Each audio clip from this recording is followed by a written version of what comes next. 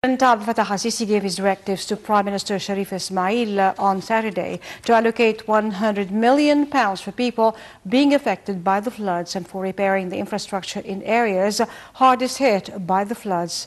As heavy rain caused damage to several provinces, Ismail inspected the worst hit areas in the Red Sea Governorate, accompanied by the Ministers of Transportation and Local Development as well as the Governor.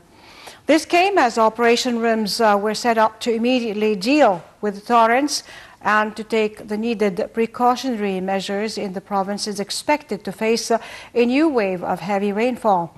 Meanwhile, the Ministry of Health released a statement saying that 12 people had been killed and dozens more injured as the rainfall battered several cities across the country. The statement added that 6 people had died and at least another 24 were injured when the buses were caught in the downpour in the southern city of Sohag. The statement said another 4 people died and 23 were injured in the Red Sea town of Ras Gharib. 2 people were electrocuted in the Suez Canal city of Ismailia.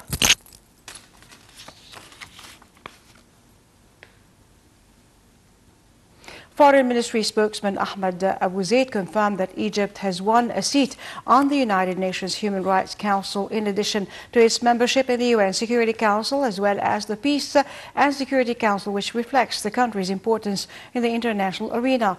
Abu Zaid added that this also highlights the role that Egypt plays in boosting security and stability in the Middle East and Africa. Egypt's seat on the United Nations Human Rights Council begins from 2017 through to 2020. It won a seat with 173 votes during the voting process, which was held at the UN General Assembly. The presidency will begin on Sunday forming the committees responsible for carrying out the recommendations that were made during the 3-day Sharm el-Sheikh National Youth Conference. The first National Youth Conference concluded its activities in the Red Sea Resort. Over 3 days, a number of sessions and discussions tackled an array of issues and challenges facing the nation, in addition to the youth vision regarding these challenges as well as their future aspirations. On the third and final day of the conference, President Abdel Fattah al-Sisi delivered a speech in which he asserted that the country's youths were up to the responsibilities they are shouldering.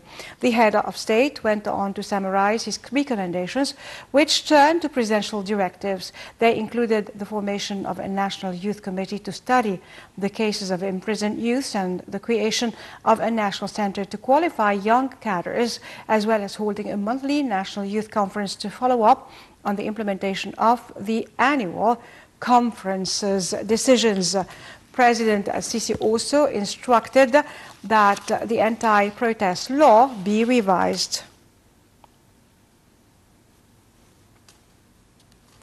The senior military officer and 1 soldier were killed on Saturday by a roadside explosion in northern Sinai. That attack came just 1 week after terrorists ambushed a military checkpoint, killing 12 Egyptian soldiers in the town of Bir al-Abd, the first major attack in the central Sinai area.